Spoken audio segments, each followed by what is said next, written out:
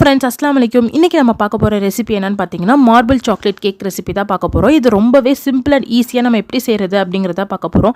இதுக்கு எந்த விதமான திங்ஸுமே தேவைப்படாது. நம்ம வீட்டில் இருக்கிற பொருள் வச்சு மட்டுமே தான் இதை வந்து செய்ய போகிறோம். அவன், எக், பீட்டர் இது மாதிரி எதுவுமே இல்லை. இந்த வீடியோவை ஸ்கிப் பண்ணாமல் நீங்கள் வந்து ஃபுல்லாக பாருங்கள். இப்போ இந்த கேக் செய்கிறதுக்கு நம்ம என்ன எடுக்கிறோம்னா மைதா மாவு வந்து நான் 2 கப் எடுத்திருக்கேன். அடுத்து சுகர் பார்த்தீங்க அப்படின்னா 1.5 கப் எடுத்திருக்கேன். பால் வந்து 1 கப் அளவுக்கு பால் எடுத்திருக்கேன்.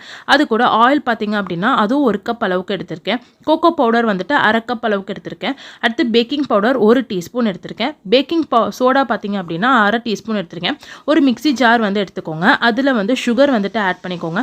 நான் எந்த அளவு சொல்லியிருக்கணும் அதே அளவு நீங்கள் கரெக்டாக பர்ஃபெக்டாக நீங்கள் வந்து ஆட் பண்ணிக்கோங்க. அடுத்து ஆயில் பார்த்தீங்க அப்படின்னா அதுவும் வந்துட்டு 1 கப் அளவுக்கு எடுத்திருக்கோம். அதுவும் ஆட் பண்ணியாச்சு. அடுத்து மில்க் அதையும் வந்துட்டு இது கூட ஆட் பண்ணிக்கோங்க. இப்போ இது எல்லாத்தையுமே நம்ம வந்து மிக்சியில் தான் நம்ம வந்து பிளெண்ட் பண்ண போகிறோம். உங்கள்கிட்ட பீட்டர் இருந்துச்சுன்னா நீங்கள் யூஸ் பண்ணிக்கலாம். இல்லாதவங்க மிக்சிலே பண்ணுங்கள். இப்போ நான் திறந்து காமிக்கிறேன். இது எந்த அளவுக்கு வந்து நம்ம பீட் பண்ணியிருக்கணும்னு பார்த்தீங்கன்னா ஒரு சில்கி ஸ்மூத், அதாவது செமி லிக்விடாக வந்துட்டு இருக்கும். ஸோ இந்த கன்சிஸ்டன்சி உங்களுக்கு வந்து பெர்ஃபெக்டாக இருக்கும். இப்போ நீங்கள் அதை ஒரு பவுலுக்கு மாற்றும் போது அது க்ரீம் மாதிரி இருக்கும் உங்களுக்கு பார்க்குறதுக்கு. இந்த தான் வந்து பெர்ஃபெக்டான கன்சிஸ்டன்சி. இந்த அளவுக்கு நீங்கள் வந்து பிளெண்ட் பண்ணிக்கோங்க. இப்போ நம்ம அது கூட மைதா மாவு வந்து சேர்க்க போகிறோம். ஸோ இப்போ மைதா மாவு வந்து நீங்கள் டேரெக்டாக வந்து சேர்க்கக்கூடாது. அதை வந்து நம்ம வந்து சலிச்சு தான் நம்ம வந்து சேர்க்கணும். ஸோ அதனால் ஒரு ஜல்லடை வந்து நீங்கள் எடுத்து மாவு வந்து நல்லா சலிச்சுக்கோங்க. எதுக்காக நம்ம வந்து ஜலிக்கணும்னு பார்த்தீங்கன்னா நம்ம வந்து டேரெக்டாக ஆட் பண்ணோம் அப்படின்னா கேக்கில் வந்து ஒழுங்காக வந்து கன்சிஸ்டன்சி வந்து ஒழுங்காக ஃபார்ம் ஆகாது. கேக் வந்துட்டு சாஃப்ட்னஸ் எதுவுமே ஒழுங்காக இருக்காது. ஸோ அதுக்காக தான் நம்ம வந்து மெயினாக ஜலிச்சுட்டு ஆட் பண்ணுறோம். இப்போ வந்து கேக்கை வந்து நம்ம மிக்ஸ் பண்ணணும். இது ரொம்ப ரொம்ப முக்கியமான ஸ்டெப்பு. இதை நீங்கள் எப்படி மிக்ஸ் பண்ணணும்னா நான் பண்ணுறேன் பார்த்தீங்களா, ஒரு கட் அதுக்கப்புறம் ஒரு ஃபோல்டு, அதாவது இதுக்கு பேர் கட் அண்ட் ஃபோல்டு மெத்தட் சொல்லுவாங்க. ஃபஸ்ட்டு ஒரு சர்க்கிள் மாதிரி பண்ணிவிட்டு சென்டரில் ஒரு கட் பண்ணணும். இதுதான் வந்துட்டு மெத்தட். இப்படி தான் நீங்கள் செய்யணும். நெக்ஸ்ட்டு வந்து பேக்கிங் பவுடர் ஆட் பண்ணிக்கோங்க. அது கூட சேர்த்து பேக்கிங் சோடாவும் வந்து நம்ம இப்போ ஆட் பண்ணிக்கிறோம். இதெல்லாமே நல்லா ஆட் பண்ணிவிட்டு இது கூட சேர்த்து வெனிலா எசன்ஸ் 1 டீஸ்பூன் வந்து நான் ஆட் பண்ணியிருக்கேன். வெனிலா எசன்ஸ் நம்ம எதுக்காக யூஸ் பண்ணுறோன்னு பார்த்தீங்கன்னா அது வந்துட்டு உங்களுக்கு ஒரு நல்ல ஃப்ளேவர் வந்து கொடுக்கும். அதுக்காகத்தான் நம்ம யூஸ் பண்ணுறோம். கேக்கில் எல்லாருமே வந்துட்டு யூஸ் பண்ணுவாங்க. இப்போ நீங்கள் வந்து நல்லா மாவு வந்து நீங்கள் நல்லா பீட் பண்ணிக்கணும். எந்த அளவுக்கு நீங்கள் பீட் பண்ணணும்னா அது வந்து ஒரு சில்கி ஸ்மூத் அந்த அளவுக்கு டெக்ஸ்சர் வந்து வரணும். அதாவது பார்க்கும் போதே நம்மளுக்கு வந்து தெரியும் மாவு வந்துட்டு அப்படியே ரொம்ப சாஃப்டாக வந்து நம்ம ரிப்பன் மாதிரி வந்து விழுகும் பார்க்கும் போது. அந்த மாதிரி இருக்கிற கன்சிஸ்டன்சி தான் கரெக்டான கன்சிஸ்டன்சி. இப்போ பாருங்கள், நான் எடுத்து காமிக்கிறேன். இந்த விழுகும் போது அப்படியே ஒரு ஸ்மூத்தாக வந்து விழுகும். இந்த கன்சிஸ்டன்சியில் நீங்கள் வந்து கலக்கிக்கோங்க.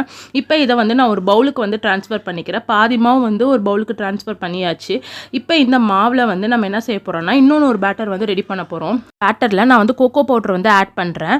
இந்த கோகோ பவுடரை வந்து நீங்கள் சலிக்காமல் கூட ஆட் பண்ணிக்கலாம். சலிக்கணும்னு அவசியம் கிடையாது. ஸோ இப்போ இதை வந்து நம்ம நல்லா வந்து மிக்ஸ் பண்ண போகிறோம். இதுவுமே நீங்கள் எந்த அளவுக்கு மிக்ஸ் பண்ணணும்னா நான் முன்னாடியே சொன்ன மாதிரி தான் சில்கி ஸ்மூத் டெக்ஸ்சர் வர வரைக்கும் நீங்கள் நல்லா வந்து மிக்ஸ் பண்ணணும். கைவிடாமல் நீங்கள் வந்து மிக்ஸ் பண்ணணும். அப்போ தான் உங்களுக்கு வந்துட்டு அது வந்து பர்ஃபெக்டாக வந்து உங்களுக்கு நல்லாயிருக்கும். இல்லைனா வந்துட்டு டேஸ்ட்டு அதுலேருந்து கன்சிஸ்டன்சி எல்லாமே வந்து ஃபுல்லாக உங்களுக்கு வந்து மாறிடும். இப்போ பாருங்கள், நான் எடுத்து இப்படி பண்ணும் போது அது அப்படியே ரிப்பன் மாதிரி விழுகுது. இதுதான் கரெக்டான கன்சிஸ்டன்சி. அவ்வளோ தான் நம்ம வந்து பேக் பண்ணுறதுக்கு எல்லாமே தயார் பண்ணியாச்சு.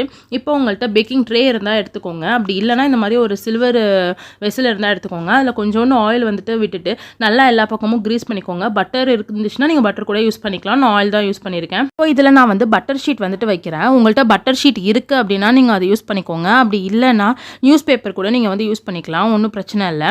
இப்போ வந்து நம்ம பேட்டர் வந்து ஆட் பண்ணலாம். ஃபஸ்ட்டு நான் வந்து சாக்கோ பேட்டர் தான் நான் ஆட் பண்ணுறேன். இந்த மாதிரி ஒரு குழிக்கரண்டி இல்லைனா உங்கள்கிட்ட வந்து ஸ்பூன் இருந்துச்சு அப்படின்னா நீங்கள் அதில் வந்துட்டு பேட்டர் வந்து ஆட் பண்ணிக்கோங்க. ஃபஸ்ட்டு ஒரே ஒரு ஸ்பூன் மட்டும் நீங்கள் வந்து சாக்கோ பேட்டர் ஆட் பண்ணிவிட்டு அதுக்கு மேலேயே நீங்கள் வந்துட்டு வெனிலா பேட்டர் வந்து ஆட் பண்ணணும். இதுவும் வந்துட்டு ஒரே ஒரு ஸ்பூன் தான் ஆட் பண்ணணும். நீங்கள் 2 ஸ்பூன் 3 ஸ்பூனுன்னு சொல்லிட்டுலாம் ஆட் பண்ணக்கூடாது. ஒரே ஒரு ஸ்பூன் தான் நீங்கள் வந்து ஆட் பண்ணணும். இது மாதிரியே நீங்கள் 1 by 1 உங்கள்கிட்ட பேட்டர் வந்து தீர்ற வரைக்கும் நீங்கள் இதே மாதிரியே தான் நீங்கள் வந்து ஃபுல்லாக நீங்கள் வந்து ஆட் பண்ணிக்கிட்டே இருக்கணும்.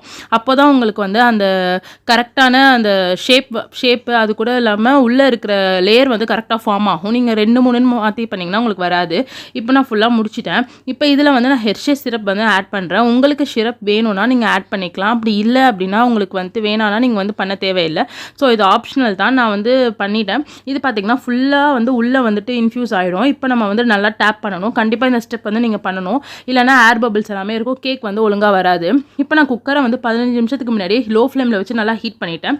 உள்ளே வந்துட்டு ஒரு இது மாதிரி வச்சுக்கோங்க, ட்ரே வச்சுக்கோங்க. வச்சுட்டு நீங்கள் வந்து இப்போ பேட்டரை வந்து அழகாக வந்து உள்ளே வந்து இன்சர்ட் பண்ணிவிடுங்க. நம்ம வந்து அந்த விசிலை வந்து இப்போ உள்ளே வச்சிட்டோம். இப்போ நான் விசில் அதுக்கப்புறம் வந்துட்டு உள்ளே இருக்க கேஸ்கட் இது எல்லாமே நான் வந்து ரிமூவ் பண்ணிட்டேன். நீங்கள் முக்கியமாக இந்த வந்து இது வைக்கவே கூடாது. இது இல்லாமல் தான் நீங்கள் வந்து குக்கரை வந்து மூடணும்.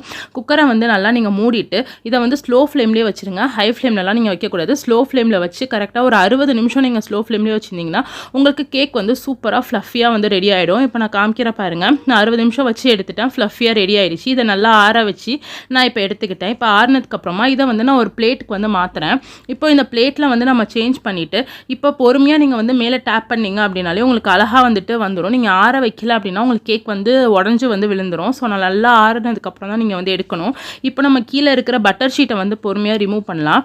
இப்போ நான் பட்டர் ஷீட் ரிமூவ் பண்ணிவிட்டேன். இப்போ கீழே வந்து நல்லா சாக்லேட்டியாக வந்துட்டு அந்த சிரப் ஊற்றுனதுனால நல்லா இருக்குது. ஸோ இப்போ நான் வந்து மேலே வந்து டெக்கரேட் பண்ணுறதுக்காக நெக்ஸ்ட் சைடு திருப்பியிருக்கேன். பாருங்கள் கேக் எவ்வளோ வந்து சாஃப்டாக வந்து சூப்பராக இருக்குது. ஸோ இதே மாதிரியே நான் சொன்ன அளவில் நீங்கள் பண்ணிங்கன்னா உங்களுக்கும் கேக் இதே மாதிரியே வந்து வரும். இப்போ உங்களுக்கு சாக்லேட் சிரப் வந்து ஊற்றி தான் நான் டெக்கரேட் பண்ணுறேன். உங்களுக்கு வேறு ஏதாச்சும் வேணும், க்ரீம் யூஸ் பண்ணிக்கிறீங்கன்னா நீங்கள் வந்து பண்ணிக்கலாம். சிரப் மட்டும் தான் நான் வந்து யூஸ் பண்ணியிருக்கேன். அவ்வளோதான் ஃப்ரெண்ட்ஸ், நம்மளோட சூப்பரான மார்பிள் சாக்லேட் கேக் வந்து ரெடி ஆகிடுச்சு. இதை நீங்கள் வீட்டில் இருக்கிற பொருள் வச்சே ஈஸியாக வந்து பண்ணிடலாம். இது வரைக்கும் நீங்கள் எங்களோட சேனலை சப்ஸ்கிரைப் பண்ணலை அப்படின்னா மறக்காமல் சப்ஸ்கிரைப் பண்ணிக்கோங்க. இன்ஷால்லா அடுத்த ரெசிபியில் மீட் பண்ணுறேன்.